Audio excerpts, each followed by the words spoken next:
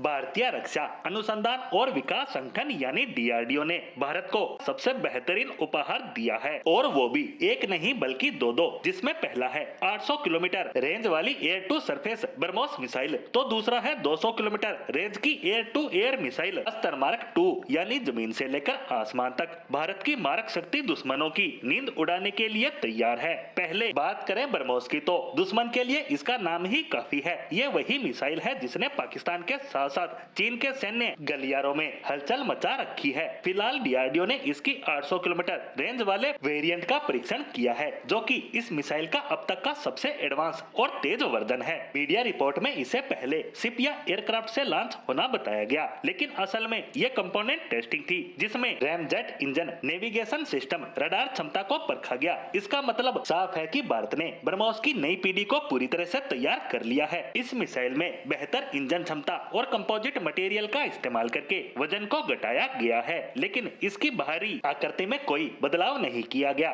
ताकि यह मौजूदा लॉन्च प्लेटफॉर्म से ही फायर की जा सके। वहीं बात करें अस्त्र 2 की, तो यह मिसाइल आसमान का राजा मानी जाती है, जहां ब्रह्मोस हवा से जमीन पर हमला करने के लिए जानी जाती है। वहीं अस्त्र मिसाइल हवा में उड़ते दुश्मन को मार गिराने के लिए बनाई गई है। इसका नया वर्जन 200 किलोमीटर तक किसी भी विमान को निशाना बना सकता है, जहां इसका पुराना वर्जन 80 किलोमीटर की रेंज का था। तो वहीं डीआरडीओ अस्त्र मार्क 3 पर भी काम शुरू कर चुका है, जो 350 किलोमीटर की रेंज के साथ आएगा। अब बात करें कि इस मिसाइल को कौन कौन से विमानों में तैनात किया जाएगा, तो इस लिस्ट में सुखोई 30 MKI, तेजस MK-1A और तेजस MK मार्क 2 में इन्हें फिट किया जाएगा। डीआरडीओ ने इस मिसाइल के प्रोडक्शन का क्लियरेंस भी दे दिया है, जिसके बाद अगले साल तक 700 मिसाइलें भारतीय वायुसेना को सौंप दी जाएगी। इससे भारतीय फाइटर जेट्स अब बियॉन्ड विजुअल रेंज में भी दुश्मन को तबाह कर सकेंगे, क्योंकि दुनिया में कुछ ही देशों के पास यह तकनीक मौजूद है। ऐसे में ये दोनों मिसाइलें भारत को एशिया की सबसे मजबूत वायुसेना की लिस्ट में शीर्ष पर ले जाने का काम करेगी, जहां